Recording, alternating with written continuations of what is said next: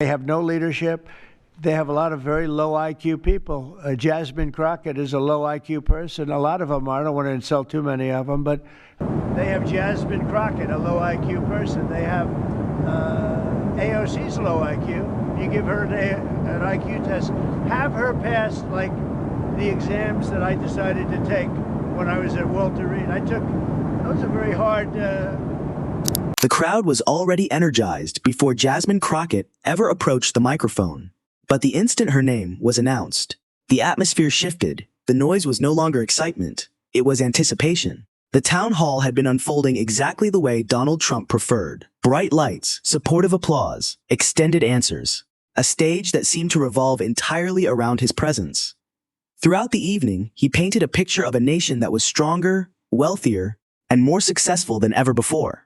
Then a composed woman seated several rows back stood up, walked toward the microphone, and introduced the one thing that can disrupt even the strongest performance: numbers. You not met Donald Trump, right? No. I feel like he likes you. No. I do.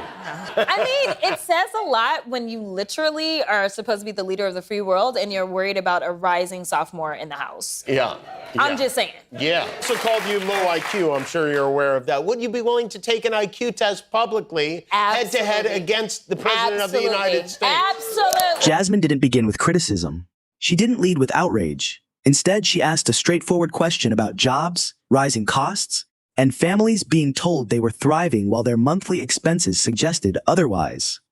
The room immediately became more attentive. This wasn't a debate about personalities. It was a question about everyday realities.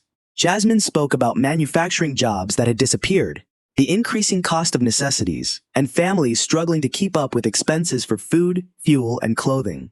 Her delivery remained calm and respectful, but there was no mistaking the directness of her question. He doesn't even know what a low IQ is. He don't even know which scores are low. You have a president of the United States who consistently is obsessing over two women of color that are members of the House.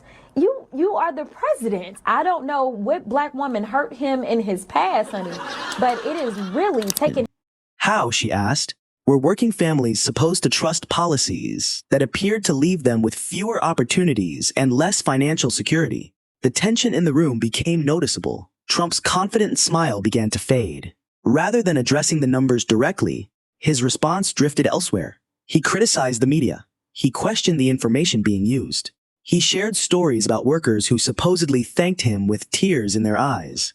He insisted that the country had experienced the greatest manufacturing success in history. But as his answers continued, another detail became impossible to ignore. Jasmine remained standing. She didn't interrupt. She didn't argue. She simply waited. Her silence kept the original question hanging over the room, and with every passing second, the absence of a direct answer became more obvious. Then came the moment that changed the entire atmosphere. Instead of returning to the question, Trump redirected his attention toward Jasmine herself. He pointed in her direction and began attaching labels. First came lightweight, then radical left lawyer, and finally, the phrase that seemed to drain the room of energy, low IQ lawyer. Some supporters cheered. After all, insults often create noise where answers are missing. But elsewhere in the auditorium, expressions changed. Even the moderator appeared surprised. The exchange had moved beyond policy and into something more personal. Jasmine didn't react. She didn't interrupt. She didn't show anger. Instead, she allowed the insult to linger long enough for everyone to hear it clearly. Then she leaned toward the microphone and responded with 5 simple words. "The facts don't care, sir." For a brief moment, everything stopped. The line wasn't loud, it wasn't emotional, it was calm, precise, and nearly impossible to argue with. Then applause began. One section of the audience started clapping, then another, and another. Soon much of the room had joined in. It didn't sound like ordinary approval. It sounded like release. Trump attempted to continue speaking over the reaction, but the momentum had already shifted. The insult that was meant to diminish Jasmine had instead exposed a weakness in the exchange. She had asked about struggling families. He had responded with personal attacks. She brought data. He brought frustration. That contrast quickly became the defining image of the moment. Her response wasn't merely a comeback. It was a reminder that evidence carries more weight than volume. A leader can mock a critic, but mockery doesn't reduce household expenses. A leader can question someone's intelligence, but insults don't create jobs. And no amount of noise can erase a question that remains unanswered.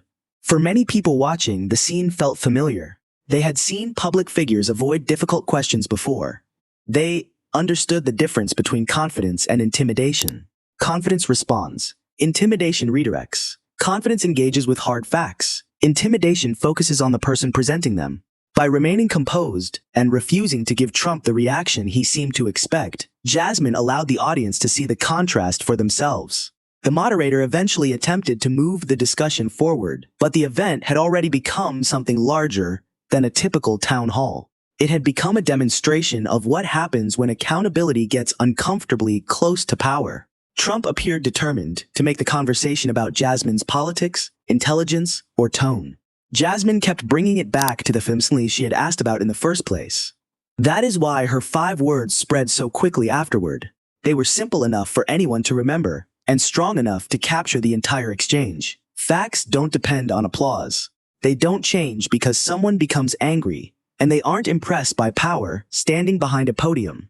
They remain what they are until someone chooses to address them honestly. By the end of the event, the most influential voice in the room wasn't the loudest one. It was the calm voice that refused to let the original question disappear. Trump tried to transform a policy discussion into a personal confrontation. Jasmine redirected it back to accountability, and once she did, the spotlight no longer belonged to the person controlling the microphone.